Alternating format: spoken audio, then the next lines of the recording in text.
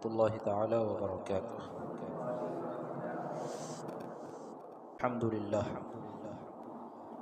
الحمد للہ رب العالمین والصلاة والسلام علی سید الانبیاء والمرسلین وعلی آلہ واصحابہ وازواجہ وذریاتہ واہل بیتہ واحبابہ اجمعین، اما بعد فاعوذ باللہ من الشیطان الرجیم، بسم اللہ الرحمن الرحیم، یا ایہا الذین آمنوا اطیعوا اللہ واطیعوا الرسول واولی الامر منکم، صدق اللہ العلی العظیم وصدق رسولہ النبی الامین المتین الکریم، ونحن علی ذلک لمن الشاہدین والشاکرین والحمد للہ رب العالمین۔ رب اشرح لی صدری ویسر لی امری واحلل عقدۃ من لسانی یفقہوا قولی، ان اللہ وملائکتہ یصلون علی النبی یا ایہا الذین آمنوا صلوا علیہ وسلموا تسلیما، اللہم صل علی سیدنا مولانا محمد معدن الجود والکرم وآلہ وبارک وسلم، صلاۃ وسلام علیک یا رسول اللہ، صلاۃ وسلام علیک یا حبیب اللہ، صلی اللہ تعالی علیک وبارک وسلم تسلیما دائما ابدا۔ عزیزان ملت اسلامیہ، رفیقان گرامی، گزشتہ اتوار آپ نے تقلید کے معنی اور اس کے اقسام سے متعلق مسائل سماعت فرمائے کہ تقلید کسے کہتے ہیں اور تقلید کی کتنی قسمیں ہیں، تقلید شرعی، تقلید غیر شرعی، تقلید شرعی کیا ہے، تقلید غیر شرعی کیا ہے، اور کن مسائل میں تقلید کی جاتی ہے۔ مختصر سا میں نے اس پر خلی روشنی ڈالی تھی، لیکن بالتفصیل آپ نے تقلید کے معنی اور اس کے اقسام سے متعلق آپ نے کچھ ضروری باتیں سماعت فرمائی، اور جس میں ایک اہم بات یہ بھی تھی کہ نبی پاک صاحب الاولیاء صلی اللہ علیہ وسلم کی ہم تقلید نہیں کرتے بلکہ ہم ان کے امتی۔ کیوں؟ کیونکہ تقلید کا معنی یہ ہوتا ہے کہ کسی شخص کا اپنے غیر کی اطاعت کرنا، اس میں جو اسے کہتے ہوئے سنے یا کرتے ہوئے دیکھے، یعنی اس کے قول و فعل یا اس کی بات اور اس کے کام کو، اپنے غیر کی بات یا اس کے کام کو ماننا، اس کو فالو کرنا، اس کی اطاعت کرنا بغیر حجت اور دلیل میں نظر کیے ہوئے کہ یہ بات، یہ کام اور یہ بات جو کہہ رہا ہے، جو کر رہا ہے، وہ دلیل سے ثابت ہے یا نہیں ہے، اس کے پیچھے بندہ مقلد نہیں دوڑتا۔ وہ فقط اپنے مجتہد اور اپنے امام کو دیکھتا ہے، وہ جو کہتا ہے اس پر عمل کرتا ہے۔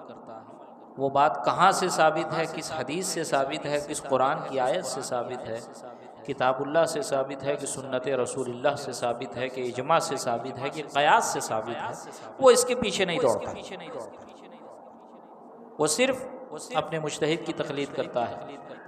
اور ہم نبی پاک کے مقلد کیوں نہیں ہو سکتے؟ اس لیے کہ نبی پاک کا ہر قول و فعل دلیل ہے۔ ہم نبی پاک کے قول کو یہ سمجھ کر نہیں لیتے کہ بھائی ان کے پاس دلیل ہوگی یا ان کی نظر میں دلیل ہوگی، حجت ہوگی، نہیں، ان کا فعل ہی دلیل ہے، ان کا قول ہی دلیل ہے۔ یہ تو مجتہد کی شان ہوتی ہے کہ وہ دلیل تلاش کرتا ہے، اور یہ مقلد کی حالت ہوتی ہے کہ وہ اپنے مجتہد کے عمل اور فعل کو یا اس کے قول کو سن کر اس پر عمل کرتا ہے، اسے حق جانتا ہے، دلیل کے پیچھے نہیں بھاگتا ہے نا۔ تو ہم نبی پاک کی صلی اللہ علیہ وسلم کی امت ہیں، ہم ان کی امتی ہیں۔ ہاں اگر آپ انگلش میں دیکھیں، کیونکہ دیکھو ایک بات آپ لوگوں کو بتا دوں، آپ لوگ سب اسٹوڈنٹ ہو یا تو پڑھ رہے ہو یا پڑھ چکے ہو، کہ عربی جو ہے نا یہ بہت وسیع لینگویج ہے، بہت بولے تو بہت وسیع لینگویج ہے، یہاں تک کہ 10 انگلیوں کا نام الگ ہے عربی میں۔ چاند کی 30 29 اور 30 کا ہوتا ہے نا، تو 30 الگ الگ اس کے نام ہیں۔ شیر کی تقریباً 1400 عربی ہے۔ اسد تو مطلق شیر کو کہا جاتا ہے، خلی شیر کو، شیر اسد مطلب خلی شیر، اس کی کیفیت اس کی حالت کے لحاظ سے اس کا نام عربی میں بدلتا جاتا ہے۔ سمجھ میں آئی بات؟ انگلش میں یہ وسعت نہیں ہے جو وسعت عربی میں ہے، کسی بھی دوسری لینگویج میں وہ وسعت نہیں ہے۔ تو آپ کو ایک کھٹکا یہاں پر یہ لگ سکتا ہے یا لگ سکتا تھا کہ ہم تو نبی پاک صلی اللہ علیہ وسلم کے فالوور ہیں، اور مقلد کو بھی فالوور بولا جاتا ہے، تو پھر ہم نبی پاک کے مقلد کیوں نہیں ہیں؟ تو فالوور انگلش کا لفظ ہے، انگلش کے پاس اب دوسرا لفظ نہیں ہے کہ وہ تقلید اور امتی میں فرق کر کے صحیح طور پر بتا سکے۔ ہاں کوئی بہت ایڈوانس انگلش والا ہوگا تو الگ بات ہے، وہ کچھ نکال لے جائے، ہے نا، لیکن میں فالوور کے صرف ورڈ پر آپ کو کہنا چاہ رہا ہوں کہ آپ اس میں الجھنا مت کہ ہم تو نبی پاک کے فالوور ہیں، حضرت بول امام اعظم کے فالوور ہیں۔ تو میں یہ عربی کے لحاظ سے کہہ رہا ہوں کہ ہم نبی پاک کے مقلد نہیں ہیں، امتی ہیں، ہم امام اعظم کے مقلد ہیں، اس لحاظ سے ہم امام اعظم کے فالوور ہیں کہ امام اعظم جو بولتے ہیں، جو انہوں نے لکھا، جو انہوں نے بتایا، ان کا جو مفتاب قول ہے، ان کا حنفی عالم، حنفی مذہب کا عالم ہمیں جو بتا دے گا ہم اس کی پیروی کریں گے۔ کچھ سوال آ رہا ہے؟ سوال آئے تو رکھیں، بعد میں پوچھیے گا نا، موقع دوں گا میں۔ بس یہ خالی ایک کنفیوژن تھا آپ لوگوں کا دور کرنا تھا۔ پھر آپ نے یہ بھی سماعت فرمایا کہ اللہ تبارک و تعالی نے تقلید کرنے والوں کی مذمت فرمائی ہے نا، تو کیسی تقلید کرنے والوں کی مذمت فرمائی؟ وَلَا تُطِعْ مَنْ أَغْفَلْنَا قَلْبَهُ عَنْ ذِكْرِنَا وَاتَّبَعَ هَوَاهُ وَكَانَ أَمْرُهُ فُرُطًا۔ وَلَا تُطِعْ مَنْ أَغْفَلْنَا، ان کی اتباع نہ کرنا جن کا دل ہماری یاد سے غافل ہے۔ وَاتَّبِعْ هَوَاهُ، وہ اپنے نفس اور اپنی خواہش کی پیروی وہ کرتے ہیں، اپنی خواہش کے پیچھے چلا اور اس کا کام حد سے گزر گیا ہے۔ وَإِنْ جَاهَدَاكَ عَلَىٰ أَن تُشْرِكَ بِي مَا لَيْسَ لَكَ بِهِ عِلْمٌ فَلَا تُطِعْهُمَا، اور اگر وہ تجھ سے کوشش کرے کہ تو میرا شریک ٹھہرا اس کو جس کا تجھ کو علم نہیں، تو ان کا کہا نہ مان۔ اور جب ان سے کہا جائے کہ آؤ اس طرف جو اللہ نے اتارا اور رسول کی طرف، کہیں ہم کو وہ بہت ہے جس پر ہم نے اپنے باپ دادا کو پایا۔ یہ آیت آپ کو پیش کر کے کوئی بہکائے نا، یہ پچھلے ہفتے کا سبق ہے، درس ہے، تھوڑا سا ریویژن کر رہا ہوں کہ جو لوگ نہیں تھے ان کو معلوم ہو جائے پچھلے ہفتے کیا درس ہوا تھا۔ یہ آپ کو کوئی بہکائے نہ، دیکھو اللہ تعالیٰ تو منع کر رہا ہے، اللہ تعالیٰ کہہ رہا ہے کہ بھئی تم کو کہا جائے کہ اللہ کی طرف آؤ، اس کے رسول کی طرف آؤ، تو وہ جواب یہ دیں گے کہ ہم کو وہی بس کافی ہے جو ہمارے باپ دادا کرتے ہیں۔ ابھی ایک حنفی بچہ کیا بولے گا؟ یہی بولے گا نا میرے باپ نے ایسے ہی سکھایا، میری ماں نے ایسے ہی سکھایا، ہمارے گھر میں ہمارے باپ دادا ایسے ہی پڑھتے تھے، بڑے بھیا ایسے ہی پڑھتے تھے، امام سب یہی سکھاتے ہیں، تو اس پہ فٹ بیٹھ جائے گی کہ نہیں آئے؟ حالانکہ اس پہ فٹ نہیں بیٹھ رہی ہے، یہ مشرکین کی بات ہو رہی ہے، مسلمانوں کی بات نہیں ہو رہی ہے۔ کیا معاذ اللہ تم میں سے کوئی یا حنفی اللہ کے علاوہ کسی کو پوجتا ہے؟ کیا نبی صلی اللہ علیہ وسلم کے علاوہ کسی کو مانتا ہے؟ نہیں نا، یہ ان لوگوں کی بات ہو رہی ہے جو اللہ اور رسول کو سرے سے مانتے ہی نہیں، اور ہم تقلید جو کرتے ہیں وہ اجتہادی مسائل میں کرتے ہیں۔ پچھلے ہفتے میں نے بتایا ہے نا، پچھلے ہفتے میں نے بتایا ہم اللہ پہ ایمان اس لیے نہیں رکھتے کہ امام اعظم نے بتایا ہے، ہم نبی پاک کو نبی اس لیے نہیں مانتے کہ امام اعظم نے بتایا ہے، ہم نماز کو فرض اس لیے نہیں سمجھتے کہ امام اعظم نے بتایا ہے، نہیں، یہ سب تو ہم اللہ رسول کی وجہ سے مانتے ہیں۔ اس کی دلیل تو یہ کہ اللہ اور رسول نے ہم کو بتایا۔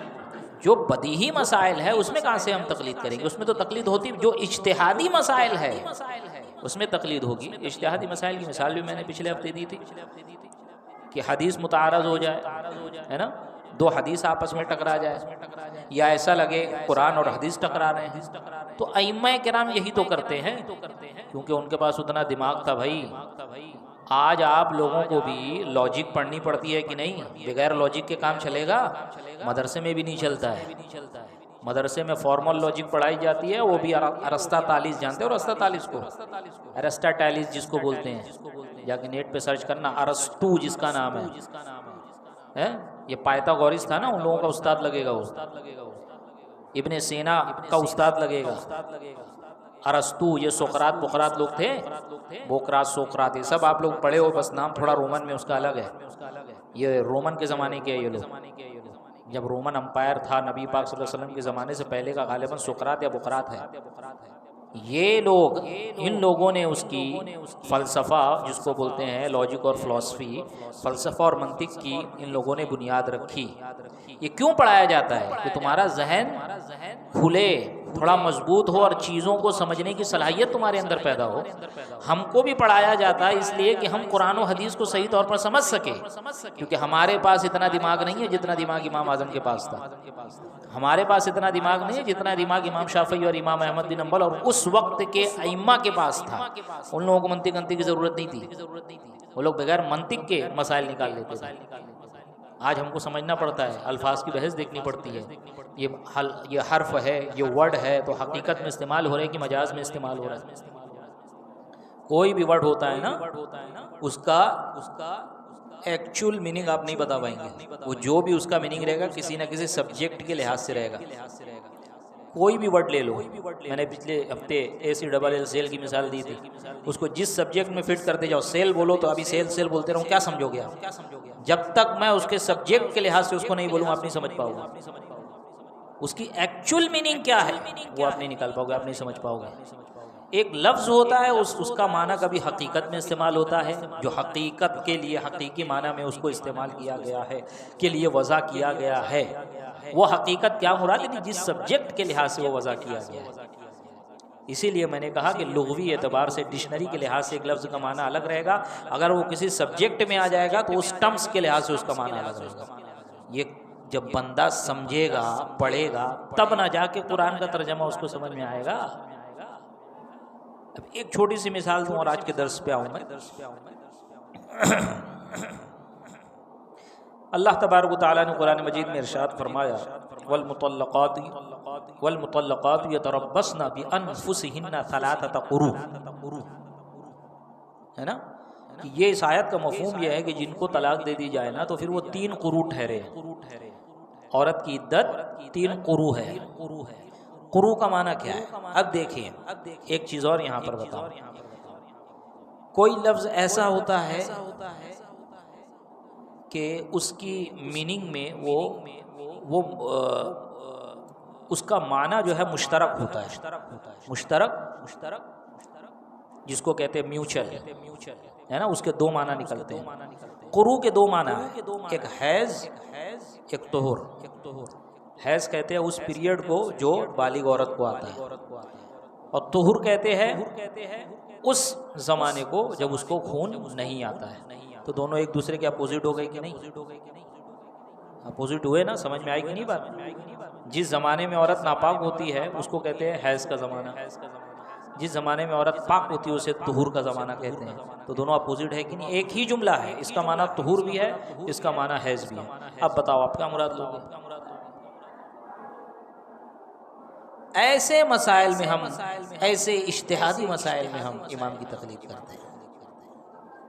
سمجھ میں آئی بات؟ پھر وہ امام اپنی دلیل رکھتا ہے، حدیث سے ثابت کرے گا، لغت سے ثابت کرے گا، اور ان کے پاس جو دلیل ہے وہ یہ آج کے ارے گہرے نتو خیروں کے پاس ان سے بہتر تو دور کی بات ہے، ان جیسا بھی بیسک یہ لوگ نہیں بنا سکتے۔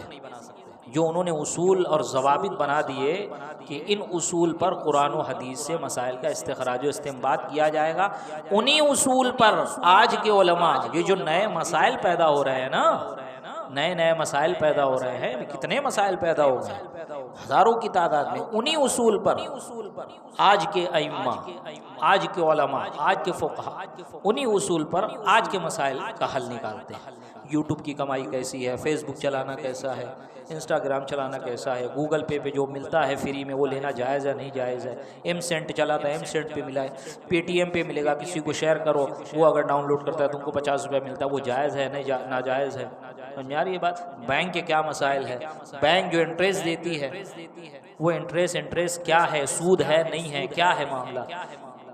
انہی اصول کو مد نظر رکھتے ہوئے اور جو مسائل ان ائمہ نے بیان کر دیے لاکھوں کی تعداد میں، کہیں کچھ زیادہ محنت کرنے کی ضرورت نہیں ہے۔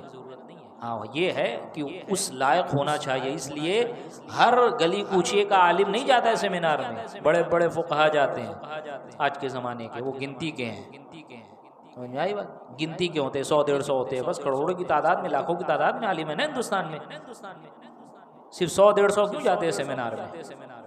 وجہ یہی ہے کہ ان کی نظر میں اور پورے فقہی جزیات ہوتے ہیں اور ان کو وہ اصول و ضوابط اچھی طرح سے ازبر ہے، پھر وہ لوگ بیٹھ کے وہاں پر بحث کرتے ہیں، اپنے دلائل، پورا مقالہ لکھ کے لے جاتے ہیں، پھر اپنی دلائل پیش کرتے ہیں، پھر فیصل ہوتا ہے جو ان سے بڑا عالم ہو، سرکار تاج الشریعہ ہوتے تو وہ فیصل ہوتے تھے، حضور محدث کبیر ہے تو وہ فیصل ہوتے تھے، پرانے اس سے اور پیچھے چلے جائیں حضور مفتی شریف الحق صاحب، علامہ مفتی جلال الدین احمد امجدی صاحب، علامہ عاشق حسین صاحب، خواجہ مظفر حسین صاحب، یہ لوگ ہوتے تھے وہ فیصل ہوتے تھے، پھر جو فیصلہ ہو جاتا تھا کہ یہ فیصلہ آیا اس مسئلے میں، ہے نا، جیسے ابھی دوائیں آ گئی، پہلے تو یہ دوائیں نہیں تھی، سب تو معجونی کھاتے تھے، ان دواؤں میں الکحل ہوتا ہے، الکحل حرام ہے، اب جا کے ان سے پوچھو غیر مقلدوں سے، ہے کوئی جواز کی صورت؟ کیسے کھاؤ گے؟ کہاں سے نکالو گے؟ اب ایسے مسائل پر علماء بیٹھ کے بحث کرتے ہیں، اور یہ مسئلہ کئی سال پہلے حل ہو چکا ہے۔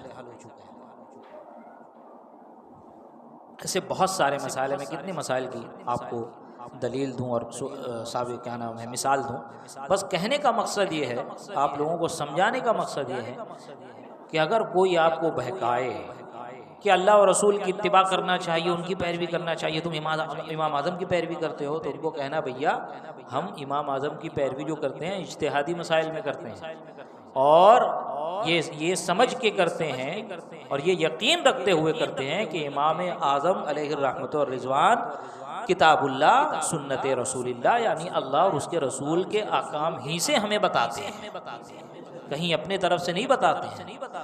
ان کے مذہب کے جو آج کے علماء ہیں جو وہ بتاتے ہیں، تو ان کے پاس نہیں تو ان سے بڑے عالم کے پاس نہیں تو امام اعظم کے پاس تو دلیل ہے، ہمیں یہی کافی ہے، ہم مقلد محض ہے، مقلد محض کا کام ہی یہی ہے کہ وہ مسئلہ پوچھے، اس کو جواب مل جائے، اس پہ عمل کرے، بس مسئلہ جو ہے وہ اس کے امام کے مذہب کے مطابق صحیح ہونا چاہیے۔ سمجھ آئی بات؟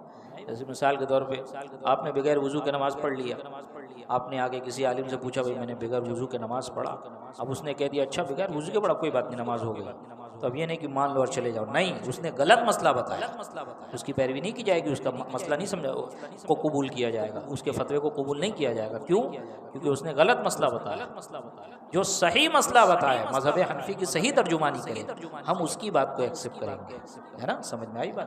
ٹھیک، تو اگر کوئی اس طرح کی آیت تمہیں لا کے سنائے تو تم اس کو یہ حدیث پیش کر دینا، کون سی آیت؟ یہی وَإِذَا قِيلَ لَهُمْ تَعَالَوْا إِلَىٰ مَا أَنزَلَ اللَّهُ وَإِلَى الرَّسُولِ قَالُوا حَسْبُنَا مَا وَجَدْنَا عَلَيْهِ آبَاءَنَا، کہ تم کہو ان کو کہ اللہ نے جو نازل کیا اس کی طرف آؤ، اس کے رسول کی طرف آؤ، تو وہ یہی کہیں گے ہمیں وہ کافی ہے جو جس پر ہمارے باپ دادا ہے، تو اس کو یہ حدیث سنا دینا۔ اگر یہ قرآن ہے تو حدیث میں نبی پاک نے فرمایا کہ قرب قیامت بعض ایسے لوگ پیدا ہوں گے جو وہ باتیں اور ایسی نئی نئی باتیں سنائیں گے جو نہ تم سنے ہوں گے نہ تمہارے پہلے کے باپ دادا سنے ہوں گے، تو ان کی باتوں پر کان نہ دھرنا۔ اب یہ بتاؤ حدیث اور قرآن میں ٹکراؤ ہوا کہ نہیں؟ حدیث اور قرآن میں ذہن کھلا ہوا ہے نا، کھول کے بیٹھو ذہن، حدیث اور قرآن میں ٹکراؤ ہوا کہ نہیں؟ قرآن کیا کہہ رہا ہے کہ اگر ان کو اللہ رسول کی طرف بلاؤ گے تو کیا جواب دیں گے؟ ہمیں وہ کافی ہے جو ہمارے ماں باپ کرتے تھے کیونکہ وہ غلط ہیں، قرآن ان کو غلط ثابت کر رہا ہے۔ حدیث کیا کہہ رہی ہے؟ آخری زمانے میں کچھ لوگ ایسے پیدا ہوں گے تمہارے سامنے وہ بات کریں گے کہ نہ تم نے سنی ہوں گی نہ تمہارے باپ دادا نے سنی ہوں گی۔ اس کا مطلب باپ دادا حق پر تھے، ان کے خلاف بول رہا ہے، غلط بول رہا ہے، ٹکرا ہوا کہ نہیں؟ تو آیت کا مفہوم جو ہے، آیت کا معنی یہ ہے کہ وہ آیت مشرکین کے حق میں ہے، کہ مشرکین سے خطاب کیا جا رہا ہے کہ شرک چھوڑ کے ادھر آؤ، اور یہ حدیث گمراہ شخص کے بارے میں ہے کہ جو 1400 سال سے دین چلا آ رہا ہے اس کے خلاف سنا رہا ہے، کہ جو ہمارے باپ دادا نے سنا نہیں تھا اس کے خلاف بول رہا ہے نا. تبھی انہوں نے کہا، ان لوگوں نے کہا کہ نبی پاک معاذ اللہ مر کر مٹی میں مل گیا. اس سے پہلے کسی نے نہیں کہا، کہو معاذ اللہ ثم معاذ اللہ. تبھی ان لوگوں نے کہا کہ نبی کو کوئی معاذ اللہ ثم معاذ اللہ کوئی تصرف اور اختیار ہی نہیں حاصل ہے، نبی پاک صلی اللہ علیہ وسلم اور انبیاء کو کوئی غیب حاصل ہی نہیں ہے کسی قسم کا، اللہ تبارک و تعالیٰ کے سامنے کسی کی کوئی حیثیت نہیں. یہ ایسی باتیں ہیں یہ سب کہ نبی پاک صلی اللہ علیہ وسلم کے بعد بھی کوئی نبی پیدا ہو سکتا ہے معاذ اللہ ثم معاذ اللہ. یہ ایسی باتیں ہیں کہ 1400 سال میں کسی نے نہیں کی تھی، اور اسی کی طرف نبی پاک نے اشارہ کیا. سمجھ میں آئی بات؟ یہ وہی لوگ ہیں، یہ تم اور ہم مقلد اس آیت کے زمرے میں نہیں آتے ہیں، لیکن جو بہکانے آ رہا ہے وہ اس حدیث کے زمرے میں ضرور آتا ہے، کیونکہ ہمارے باپ دادا اور ہم جس پر تھے نبی پاک نے وہی فرمایا کہ وہ بات بتائے کہ جو تمہارے باپ دادا نے. اس کا مطلب باپ دادا بھی وہی حق پر تھے، تبھی تو ہم مسلمان ہیں، ورنہ ہم بھی کہیں مندر میں بیٹھ کے گھنٹہ بجا رہے ہوتے. سمجھ میں آئی بات؟ میں آسان لفظوں میں تمہاری آپ لوگوں کی سطحیت پر آ کر، لیول پر آ کر گفتگو کرنے کی کوشش کر رہا ہوں، اس لیے اتنا کھول رہا ہوں. تو آپ نے پچھلے ہفتے سنا کہ تقلید سے متعلق یہاں پر 5 باتوں کا انہوں نے خیال رکھا کہ 5 باتوں پر گفتگو ہوگی. پہلی یہ کہ تقلید کے معنی اور اس کے قسمیں، اس کی اقسام، اس کے کتنے پارٹس ہیں، تو وہ آپ نے پچھلے ہفتے سماعت فرما لی. دوسرا یہ کہ تقلید کون سی ضروری ہے اور کون سی منع ہے. تو اس پر نہیں، یہ تقلید ہی سے متعلق مسائل، یعنی کہ تقلید کے معنی اور اس کے اقسام نا، تو اسی سے متعلق یہ دوسرا انہوں نے چیپٹر باندھا ہے. یہ پہلا ہی چل رہا ہے، کیا؟ تقلید کے معنی اور اس کے اقسام.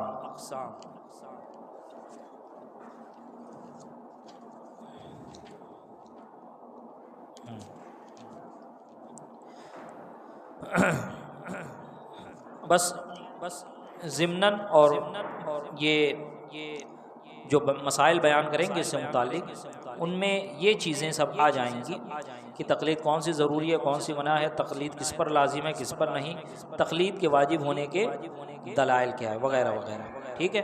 اب یہ دیکھیں، تقلید شرعی آپ نے پچھلے ہفتے سماعت فرمائی کہ تقلید شرعی کہتے ہیں، جس کی تعریف ابھی میں نے بیان کیا، کسی شخص کا اپنے غیر کے کسی قول و فعل کو دلیل اور حجت ماننا اور اس پر ہی اتباع کرنا، اس کی پیروی کرنا. تو یہاں پر یہ مسائل بیان کر رہے ہیں کن مسائل میں تقلید کی جاتی ہے اور کن میں نہیں، ہے نا. اب دیکھو یہ ضروری بات، اور یہ ذہن میں بھی رکھو، جب کوئی بہکانے کی کوشش کرے تو اس کو بتاؤ کہ ہم تقلید کن مسائل میں کرتے ہیں. تو یہ ہو گیا کہ ہم اجتہادی مسائل میں تقلید کرتے ہیں، اور دوسرا یہ کہ ہم عقائد میں کسی کی تقلید نہیں کرتے ہیں، ہے نا. میں نے اس کی مثال بھی دی ایک چھوٹی سی، کہ ہم اللہ کو اس لیے نہیں مانتے کہ امام اعظم نے کہا، ہم نبی پاک پر ایمان اس لیے نہیں رکھتے کہ امام اعظم نے کہا، ہے نا. کہ امام اعظم کہتے ہیں نبی پاک پہ ایمان نہ رکھو معاذ اللہ، تو ہم نہیں رکھتے. نہیں، ایسا نہیں ہے. ہم اللہ اور اس کے رسول اور اس کے تمام ضروریات دین پر جو ہم یقین اور اعتقاد رکھتے ہیں وہ اللہ اور اس کے رسول کے حکم کے مطابق. عقائد میں کوئی تقلید نہیں ہوتی. سمجھ میں آئی بات؟ عقیدے میں کسی کی تقلید نہیں ہے. تو تقلید شرعی میں کچھ تفصیل ہے. شرعی مسائل 3 طرح کے ہیں، عقائد، اور دوسرا وہ احکام جو صراحتاً قرآن پاک یا حدیث شریف سے ثابت ہوں، اجتہاد کو ان میں دخل نہ ہو، ہے نا. عقائد تو سمجھ میں آ گیا، عقیدے کی جمع عقائد ہے. خدا پر عقیدہ رکھنا، تمام رسولوں پر عقیدہ رکھنا، ایمان رکھنا، اور تمام ملائکہ پر ایمان رکھنا، رسول میں کوئی بھی کچھ بھی کسی بھی قسم کی تفریق نہ کرنا، ہے نا. کہ ہم ان پر ایمان نہیں رکھتے، ان پر رکھتے ہیں، ایک کو چھوڑ دیا یا نہیں، سب پر ایمان رکھنا ہے. تمام ملائکہ پر ایمان رکھنا ہے، تقدیر کے خیر و شر. جو شارٹ کٹ میں بولوں تو ہم جو 5واں کلمہ، 6ٹھا کلمہ، 7واں کلمہ جو پڑھتے ہیں نا، ایمان مجمل، ایمان مفصل. عقائد اور ضروریات دین جو ہے ہم اس میں کسی کی تقلید نہیں کرتے. وہ احکام جو صراحتاً قرآن پاک یا حدیث شریف سے ثابت ہوں، اجتہاد کو ان میں دخل نہ ہو. جیسے 5 نمازیں فرض ہے نا، نماز فرض ہے، روزہ فرض ہے، حج فرض ہے، ہم یہ اس کی فرضیت کو مانتے ہیں کس وجہ سے؟ امام اعظم کی وجہ سے۔ ہم روزے کی فرضیت کو مانتے ہیں امام اعظم کی وجہ سے نہیں، اللہ اور اس کے رسول کے احکام کی وجہ سے۔ کیوں؟ یہ صریح ہے، اس میں کوئی اجتہاد کو دخل نہیں ہے۔ سمجھ میں آئی بات؟ اور تیسرا وہ احکام جو قرآن یا حدیث سے استنباط و اجتہاد کر کے نکالے جائیں، یہ تینوں کیا ہے؟ شرعی مسائل ہیں۔ عقائد میں کسی کی تقلید جائز نہیں۔ اگر کوئی ہم سے پوچھے کہ توحید و رسالت وغیرہ تم نے کیسے مانی، تو یہ نہ کہا جائے گا کہ امام اعظم ابو حنیفہ کے فرمانے سے یا فقہ اکبر سے، بلکہ دلائل توحید و رسالت سے، بلکہ دلائل توحید و رسالت سے، کیونکہ عقائد میں تقلید نہیں ہوتی۔ سمجھ میں آئی بات؟ عقیدے میں تقلید نہیں ہوتی۔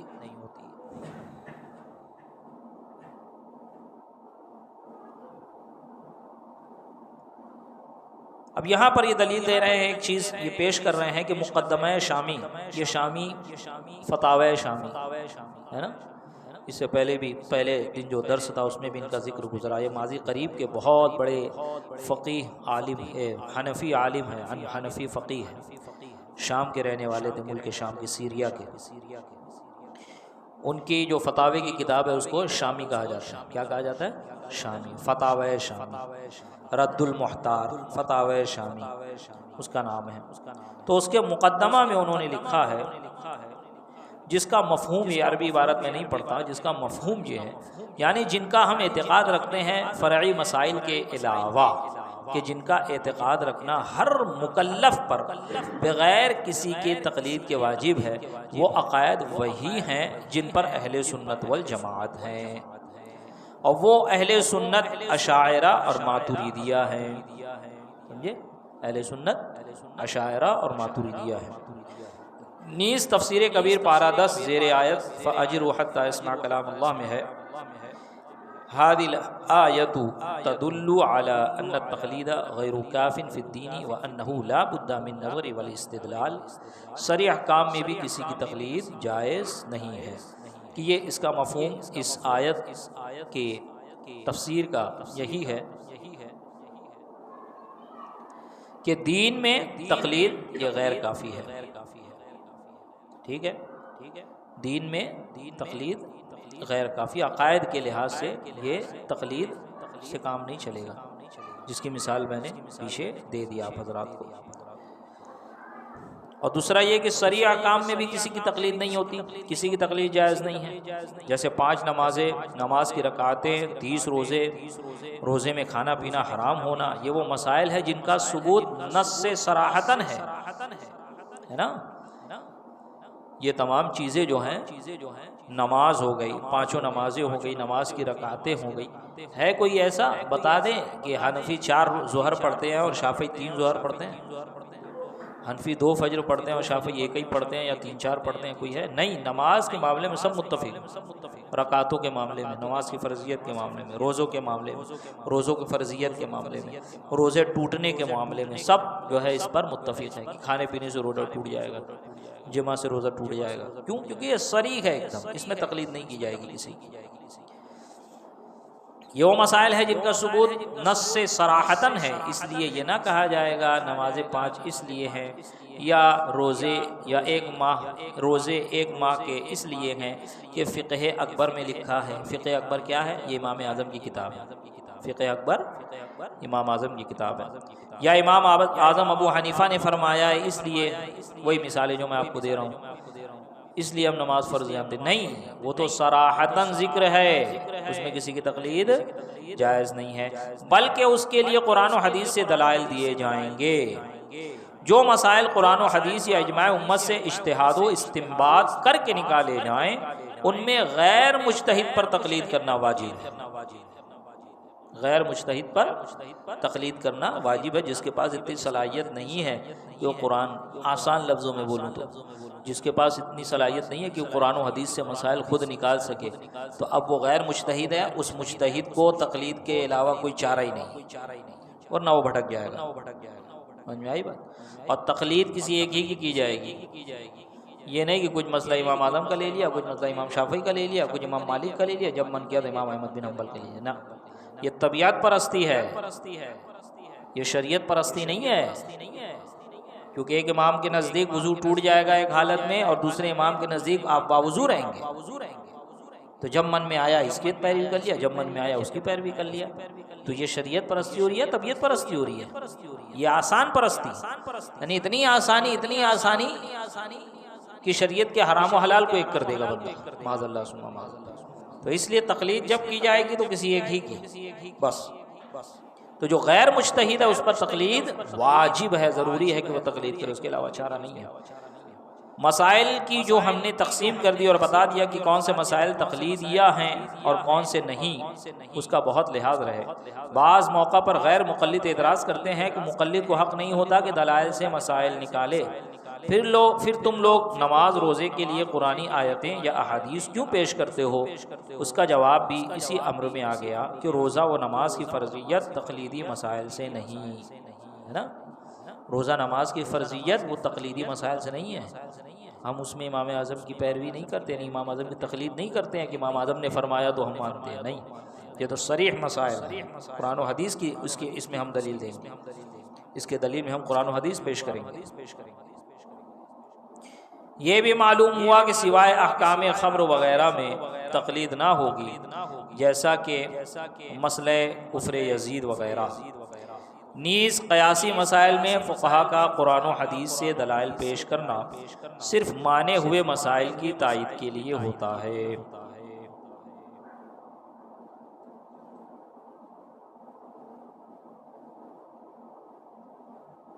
وہ مسائل پہلے ہی سے قول امام سے مانے ہوئے ہوتے ہیں تو بلا نظر فی الدلیل کے یہ معنی نہیں کہ مقلد دلائل دیکھے ہی نہیں، بلکہ یہ دلائل سے مسائل حل نہ کرے. سمجھ میں آئی بات؟ مقلد جو دلیل نہ دیکھے، مقلد بغیر دلیل کے مان لے، اس کا مطلب کیا ہے؟ اس کا مطلب یہ ہے کہ جو مسائل یا قیاس سے نکالے جائیں یا کتاب میں دیکھ کر، جیسے میں آپ کو بتا دوں، یا امام اعظم کے مسائل آپ تک پہنچ جائے علماء کے ذریعے، عالم کے ذریعے آپ نے اس کو سنا، تو اب اس کا مطلب یہ نہیں کہ آپ دلیل کے پیچھے نہ دوڑیں.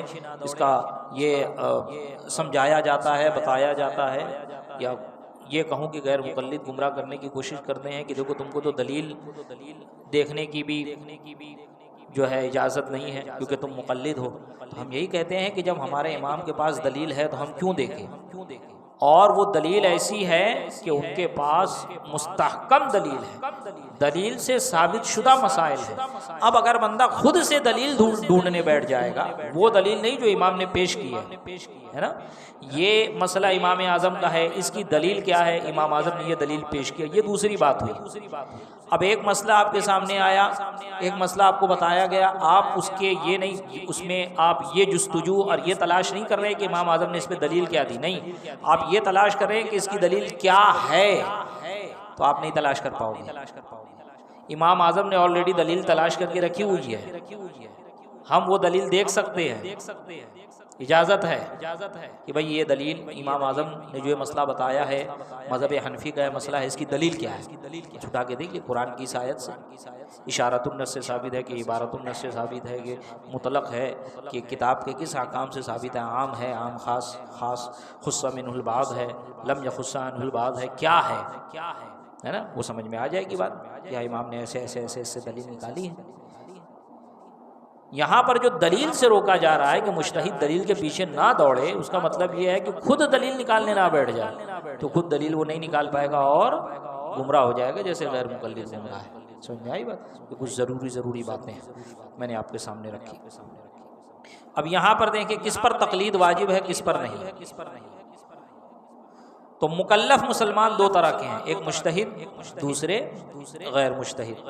مجتہد وہ ہے جس میں اس قدر علمی لیاقت اور قابلیت ہو کہ وہ قرآنی اشارات و رموز سمجھ سکے، قرآنی اشارات اور رموز کو سمجھ سکے، اور کلام کے مقصد کو پہچان سکے کہ یہاں پر کلام لایا کس لیے گیا ہے.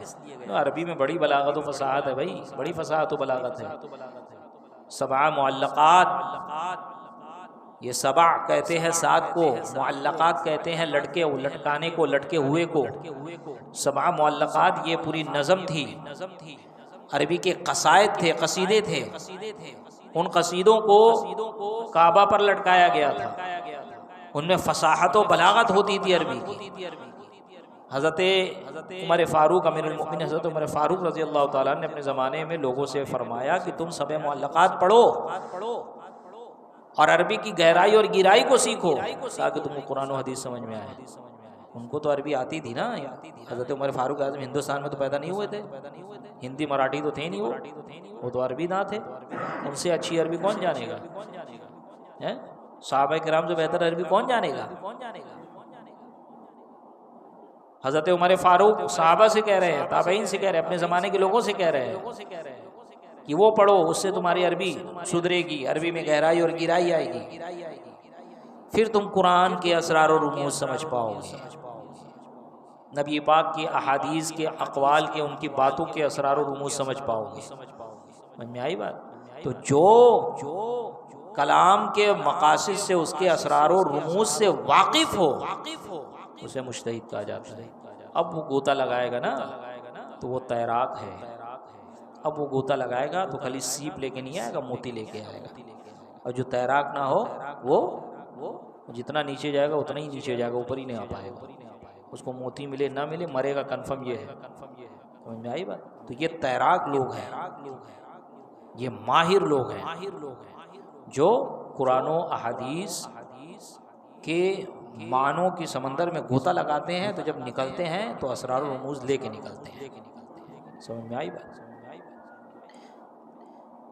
تو یہ ہوتا ہے مجتہد کہ پھر وہ قرآن و حدیث سے کیا کر سکے، مسائل نکال سکے۔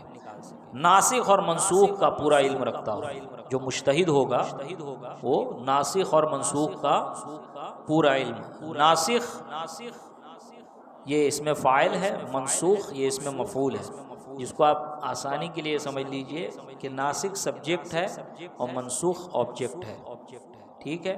ناسخ جو نسخ کر رہا ہے قرآن کے ایک حکم کو، قرآن کی ایک آیت سے جو حکم نکلتا ہے دوسری آیت نازل ہوتی ہے اور اس حکم کو رد کر دیتی ہے، منسوخ کر دیتی ہے، ختم کر دیتی ہے، رد نہیں کرتی، ختم کر دیتی ہے۔ یعنی کوئی ایک حکم ایک جو ہے پرٹیکولر ٹائم تک تھا، مخصوص وقت تک تھا، اسے کہتے ہیں ناسخ و منسوخ۔ ایسا نہ ہو کہ جو آیت منسوخ ہے اس کو لے کے گھوم رہا ہے، اللہ تعالیٰ نے یہ حکم دیا، معلوم پڑا وہ آیت منسوخ ہے۔ ایسا نہ ہو کہ کوئی حدیث جو منسوخ ہو اس کو اٹھائے پھر رہے ہو کہ بھائی حدیث شریف میں تو یہ لکھا ہوا ہے، بعد میں معلوم پڑا وہ حدیث جو ہے وہ منسوخ ہے، اس کے مقابل میں دوسری حدیث ہے، نبی پاک نے پہلے یہ فرمایا تھا بعد میں یہ فرمایا۔ سمجھ میں آئی بات؟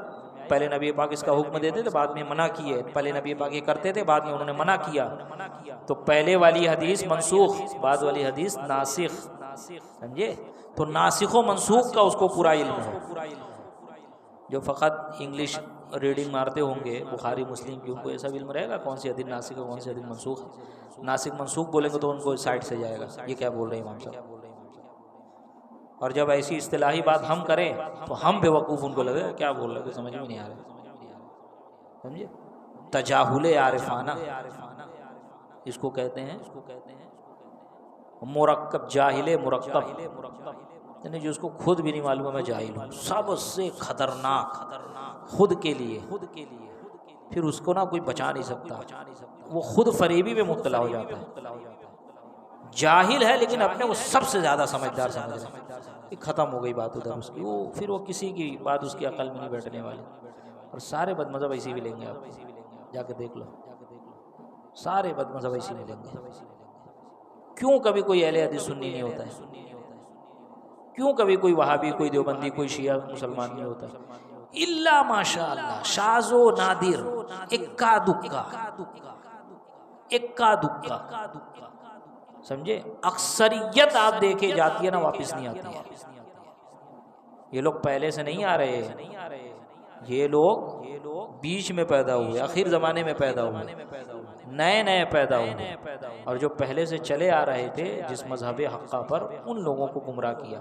اسی لیے یہ لوگ کہتے ہیں ہم اتنے علاقے میں پھیل گئے، ہم اتنی کنٹری میں پھیل گئے بھیا، تو اتنی کنٹری میں پھیل گیا، پوری دنیا میں تو آلریڈی ہم ہیں، تبھی تو تم لوگ پھیل رہے ہو۔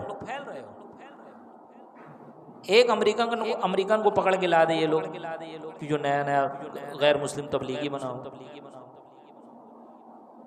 جتنے بھی آپ کو ملیں گے نا، یہ باہر بھی جاتے ہیں نا تو سنیوں کو پکڑتے ہیں پہلے، کیونکہ ساری مساجد سنیوں کی بنائی ہوئی ہے۔ انہوں نے کیا کام کیا؟ کچھ کام نہیں کیا۔ کوئی بھی علاقہ ہو، کوئی بھی، سیدی سرکار اعلی حضرت کے خلیفہ حضرت علامہ مبلغ اعظم مبلغ اسلام حضرت علامہ عبدالعلیم میریٹھی علیہ رحمۃ، انہوں نے گھوم گھوم کے پوری دنیا میں تبلیغ کی ہے۔ جہاں جاتے تھے، افریقہ ہو، بر اعظم افریقہ ہو، بر اعظم یورپ ہو، سمجھے، بر اعظم ایشیا ہو، جہاں جاتے تھے نا، یہ بندرگاہ پہ چلے جاتے تھے ممبئی کے، ایک کپڑے میں جاتے تھے صرف، اور جب آتے تھے تو اس کپڑے کی حالت بھی صحیح نہیں رہتی تھی۔ پوچھتے تھے کہاں جائے گا یہ جہاز؟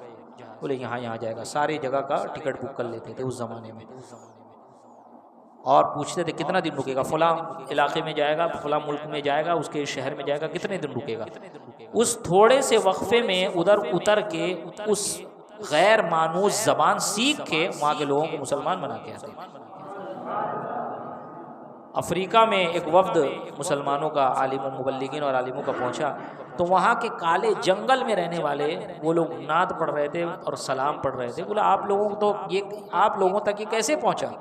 تو ان لوگوں نے بتایا ہمارے باپ دادا علامہ عبدالعلیم میریٹھی کے ہاتھ پہ مسلمان ہوئے تھے۔ یہ ہوتی ہے تبلیغ۔ سری لنکا میں آج بھی لوگ گواہ ہیں، علامہ عبدالعلیم میریٹھی علیہ رحمہ چوک پہ کھڑے ہوتے تھے مائک لے کر، مائک اور وہ بھونگا آتا ہے نا جس میں اعلان کرتے وہ لے کر، کہ آج شام میں فلاں فلاں ہال میں فلاں فلاں جگہ پر اسلام سے متعلق بیان ہوگا، جو بھی غیر عیسائی، یہودی یا کوئی بھی ہندو مذہب یا دوسرے مذہب غیر مسلم ہے، وہ جو جیسا چاہے اسلام سے متعلق آ کے سوال کر سکتا ہے۔ وہاں پہ بڑی کانفرنس ہوگی، اور پھر خود جاتے تھے وہاں بیٹھتے تھے اور پھر ان کو تبلیغ کرتے تھے، اسلام پہ جو اعتراض وہ لوگ کرتے تھے اس کا جواب دیتے تھے۔ ان کے صاحبزادے انہوں نے کئی ایک مساجد، اور جہاں گئے وہاں پر مسجدیں بنائی۔ تو یہ ایسے تبلیغ ہوتی ہے، ایسا کوئی کام کرے تو مانے نا۔ آپ دیکھ لیجئے ان کی ابتدا ہی یہی ہوئی ہے کہ جو کلمہ پڑھا ہوا ہے اسی کو پکڑ کے کلمہ پڑھا رہے، تو مشرک ہے، معاذ اللہ، تیرے باپ دادا مشرک تھے۔ سمجھ میں آئی بات؟ اب یہ ساری چیزیں ہمارے بچوں کو نہیں معلوم ہے، کیونکہ اب باپ دادا بھی آج کے زمانے کے ہے، وہ پرانے زمانے کے، لیکن دنیا اتنی تیز رفتاری سے چل رہی ہے کہ بیٹوں کی جو ہے، بیٹوں کے سامنے ان کی بھی نہیں چلتی، اور وہ سمجھانا بھی نہیں چاہتے، وہ چاہتے ہیں میں اپنی لائف اچھے سے گزاروں۔ ممبئی ایسی بزی سٹی ہے، اتنی بزی سٹی ہے، آپ دیکھ رہے ہیں کہ ایک گلی والا دوسری گلی والے کو پہچان لے تو بہت بڑی بات ہے، یہ اتنی بزی سٹی ہے۔ تو اس میں دین سمجھنے اور دین کو سیکھنے کے لیے ٹائم کہاں سے بندہ نکالے؟ اس لیے ہمارے علماء فرماتے ہیں کہ ممبئی سے جہنم بھی قریب ہے، جنت بھی قریب ہے۔ سمجھ میں آئی بات؟ تو لہٰذا آپ تمامی حضرات جنت میں جانے کی کوشش کریں، جہنم سے بچنے کی کوشش کریں، اللہ تعالی ہم سب کو جہنم سے بچائے۔ تو یہ چیز دیکھیں آپ کہ ایک تو مجتہد وہ ہوتا ہے کہ جس کے پاس اتنا علم ہو کہ وہ قرآن و حدیث کے اسرار و رموز کو سمجھے، پھر اس کے پاس ناسخ اور منسوخ کا علم ہو کہ کون سی آیت ناسخ ہے، کون سی آیت منسوخ ہے، کون سی حدیث ناسخ ہے، کون سی حدیث منسوخ ہے۔ پھر اس کے بعد علم صرف اور نحو کی بلاغت وغیرہ میں اس کو پوری مہارت تامہ حاصل ہو۔ قرآن و حدیث انگلش میں ہے، رومن میں ہے، ہندی میں ہے، مراٹھی میں ہے، کس لینگویج میں ہے بتائیں؟ عربی میں ہے نا۔ تو آپ قرآن و حدیث پڑھنے کے لیے عربی گرامر پڑھیں گے کہ ہم اردو گرامر پڑھیں گے؟ اگر تم بولو گے، اگر کوئی کہتا ہے یا آپ کہو کہ بھئی قرآن و حدیث کے تراجم اردو میں موجود ہے، ہم وہی کیوں نہ پڑھ لیں اور اس کو پڑھ کے سمجھ لیں، تو ہم یہاں پر پھر وہی کہیں گے کہ تم جو کہہ رہے ہو کہ قرآن و حدیث کے اردو کے جو ترجمے ہیں وہ جس نے بھی کیا ہے وہ علم صرف اور علم نحو اس کے پاس ہوگا نا۔ علم صرف علم نحو کیا ہے؟ یہ گرامر ہے عربی کا، سمجھے، یہ عربی کا گرامر ہے جس میں ناؤن، پروناؤن، پلورل وغیرہ سب آتے ہیں نا، یہ افرمیٹیو ہے، یہ امپریٹیو ہے وغیرہ وغیرہ، پھر سینٹنس آتے ہیں، ٹینس آتے ہیں، پھر اس کے لحاظ سے کیا نام ہے، ورب کے لحاظ سے۔ اس میں انگلش میں تو بڑا مختصر ہے، عربی میں تو اتنا کچھ ہے کہ کیا کیا بتاؤں، جس کو آپ لوگ صرف سمپل سینٹنس بول کے گزر جاتے ہو نا، سمپل سینٹنس، ٹینس نہیں، سمپل سینٹنس، وہی سمپل سینٹنس کی کئی قسمیں عربی میں۔ علم صرف 4 سال ہم کو پڑھایا جاتا ہے بھائی، 9 سال ہم پڑھ کے آتے پھر بھی عربی میں بات نہیں کر پاتے. یہ حالت ہے ہماری. ہمارے اچھے اچھے علماء آپ ان کو دو قرآن حدیث اور فقہ کی بڑی بڑی عربی کتابیں بیٹھ کے ایسے حل کر دیں گے پوچھو مت. لیکن جب بات کرنے کی بات آتی ہے تو تھوڑا وہ سوچتے ہیں پھر بولتے ہیں. کیوں؟ کیونکہ اپنی لینگویج نہیں ہے. تو ہم یہی سمجھا دیں یار 9 سال ہم لوگ گھاس چھیل کے تھوڑی آ رہے ہو کہ تم لے کے بیٹھ گئے ہو 2 دن میں اور 15 دن میں مجتہد بن گئے، اپنے ہی سے مسائل نکال رہے ہو، اپنی خود ہی الگ سے ایک مسجد قائم کیے ہوئے. تو اتنا علم ان کو ہونا چاہیے. اب اگر کوئی اردو کا ترجمہ پڑھے، رومن کا ترجمہ پڑھے، تو بھائی تو ترجمہ پڑھا ہے، کسی نے ترجمہ کیا، وہ عربی جانتا ہوگا نا. اب اس نے ترجمہ صحیح کیا غلط کیا تو کیسے پکڑے گا؟ اس نے ترجمہ صحیح کیا غلط کیا تو کیسے پکڑے گا؟ الحمدللہ رب العالمین. اب میں تم کو آپ لوگوں کو یہاں پہ ایک بات بتاتا ہوں. حمد کا معنی تعریف، ٹھیک. اللہ کا معنی تو آپ جانتے ہیں، اللہ رب العزت کو کہتے ہیں. یہ شروع میں لگا ہے لام. لام کے معنی ہوتا ہے فور، یعنی کہ کے لیے. حمد تعریف للہ اللہ کے لیے. رب کا معنی ہوتا ہے پالنہار. عالم کی جمع ہے عالمین. تو کیا ہو گیا؟ سارے جہان کا پالنہار. ٹھیک ہے. تعریف اللہ کے لیے جو سارے جہان کا پالنہار ہے. الحمدللہ رب العالمین کا ترجمہ کیا کیا جاتا ہے؟ بتاؤ. الحمدللہ رب العالمین کا ترجمہ تمام تعریفیں اللہ کے لیے جو سارے عالم کا پالنہار ہے. تمام کا لفظ کہاں سے آیا ہے؟ حمد ہے، لام ہے، اللہ ہے، رب ہے، عالم کی جگہ عالم کی جمع عالمین ہے. تمام کا معنی کہاں سے ہے؟ عربی میں تمام کے لیے کل استعمال کیا جاتا ہے. کیا؟ کل نفس ذائقۃ الموت. ہر نفس کو موت کا مزہ چکھنا ہے. کل، یہاں تو کل ہے ہی نہیں. کل الحمدللہ پڑھتے ہو کہ الحمدللہ پڑھتے ہو؟ تو کیسے معنی آیا تمام تعریف؟ یہ الف لام کی وجہ سے آیا. جو گرامر پڑھا ہوگا، 9 سر پڑھا ہوگا، اس کو معلوم ہوگا نا کہ الف لام کی کتنی قسمیں ہیں. الحمدوں پہ جو الف لام آیا ہے وہ الف لام استغراقی ہے، الف لام جنسی ہے کہ الف لام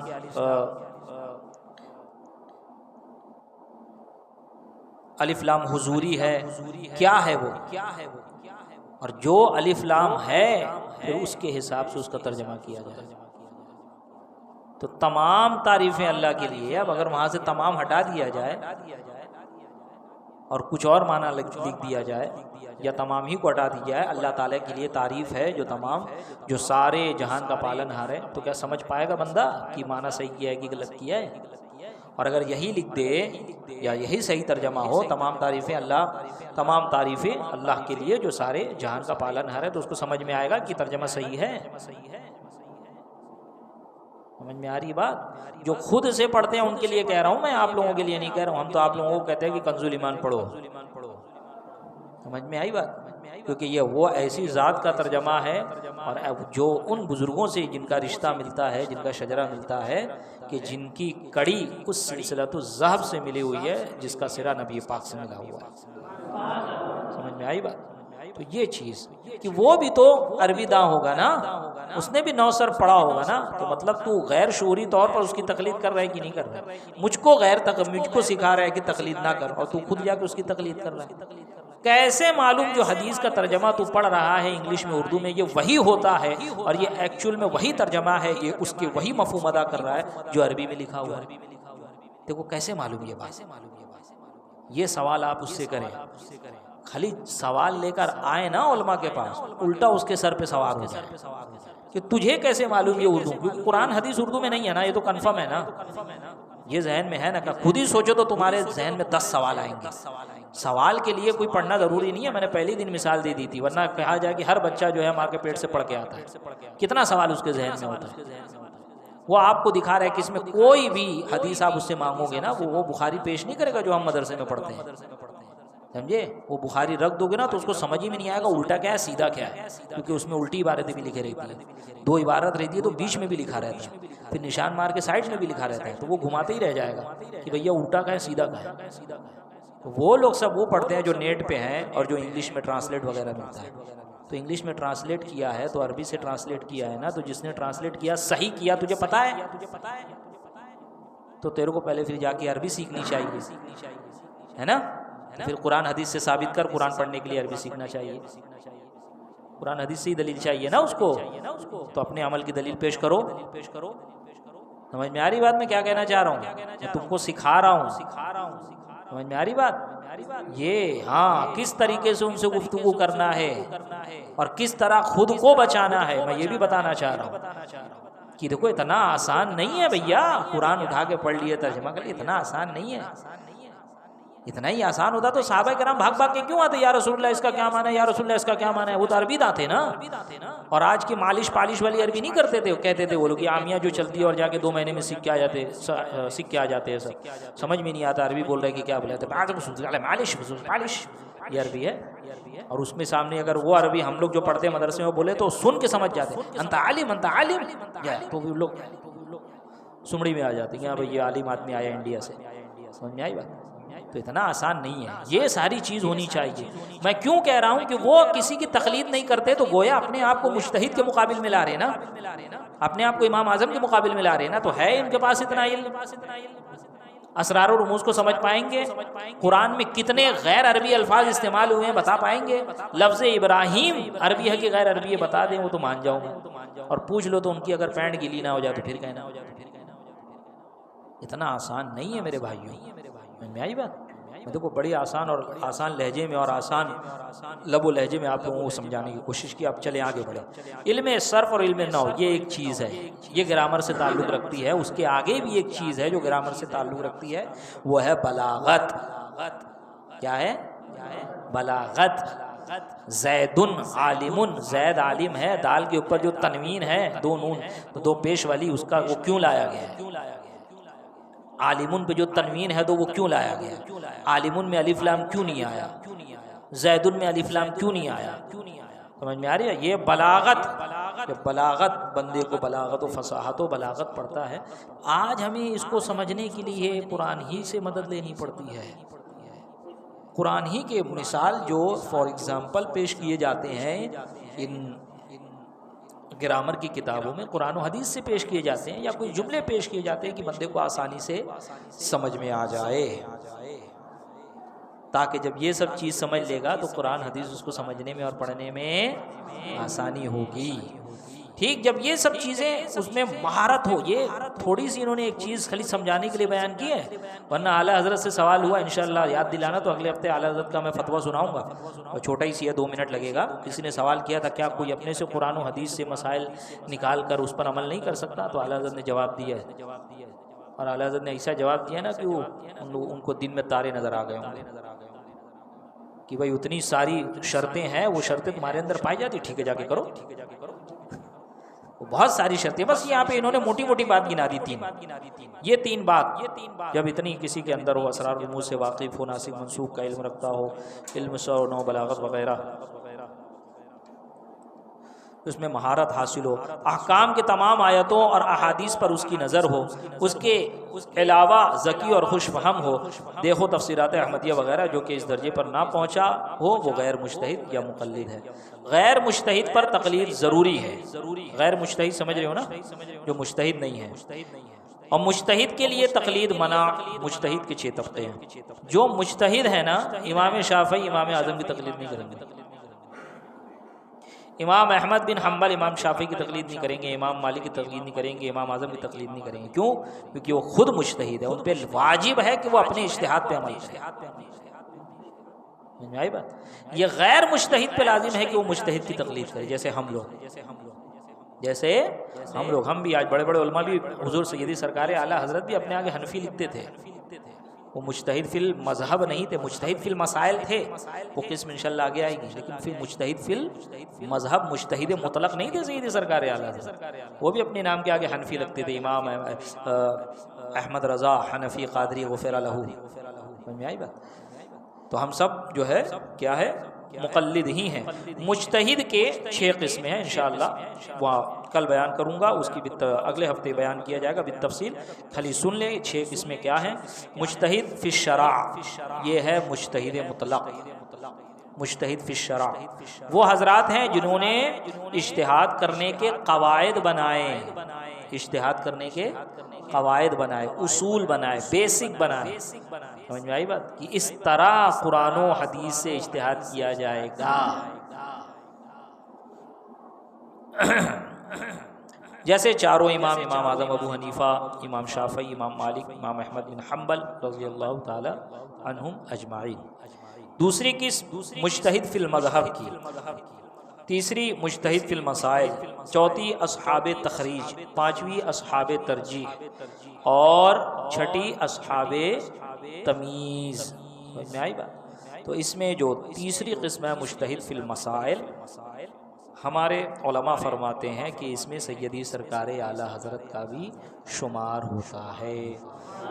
اسی لیے تو انہوں نے مترجم 33 جلدوں میں 33 والیوم میں پوری اسلامک انسائکلوپیڈیا، ماضی قریب میں اتنا زیادہ کسی نے لکھا ہی نہیں۔ اور بد مذہبوں کے جتنے بھی بڑے بڑے ترم خاں ہیں نا، ان لوگوں نے تو اس کا ایک پاؤ بھی نہیں لکھا، خود معترف ہے اس کے، میں نہیں بول رہا ہوں، نیٹ پہ پڑا ہوا جا کے دیکھ لو، خود وہ لوگ اعتراف کرتے ہیں۔ اور چاہے ہمارے سنی اعلیٰ حضرت کو ماننے والے ہو یا اعلیٰ حضرت کی مخالفت کرنے والے ہو، لیکن جب دلیل کی بات آتی ہے نا تو سب فتاوی رضیہ اٹھاتے ہیں۔ جو میرے امام نے لکھ دیا ہے نا بھائیوں، جو میرے امام نے لکھ دیا ہے، آج سر جوڑ کے بھی 10 لوگ بیٹھ جائیں، 100 لوگ بیٹھ جائیں، نہیں لکھ سکتے، کیونکہ وہ وہابی چیز ہے، وہ الہامی چیز ہے۔ وہابی کہتے ہیں عطا ہونا خدا تعالیٰ کی طرف سے، وہ اللہ تعالیٰ نے ان کو ایسا علم عطا کیا تھا، نبی پاک صلی اللہ علیہ وسلم کی طرف سے انہیں سارے علوم عطا ہوئے تھے، ورنہ جتنا علم سیدی سرکار اعلیٰ حضرت کو تھا اتنا علم آپ حاصل کرنے بیٹھ جاؤ تو فرمایا گیا ایک انسان کو اس زمانے میں 200 سال کی عمر چاہیے، 200 سال کی عمر۔ سمجھ میں آئی بات؟ تو لہٰذا میرے بھائیوں گھبرانے کی کوئی ضرورت نہیں ہے، کوئی بھی پریشانی ہو اپنی پریشانی کا حل اپنے علماء سے کے پاس آ کر تلاش کرو، اور اللہ تعالیٰ کی بارگاہ میں دعا کرو ہمیشہ، اللہم ربنا لا تزغ قلوبنا بعد اذ ہدیتنا، اے اللہ مجھے گمراہی سے بچا، بد مذہبیت سے بچا، اور اسی دین متین اور سنیت پر قائم فرما۔ وآخر دعوانا ان الحمد للہ رب العالمین۔ السلام علیکم۔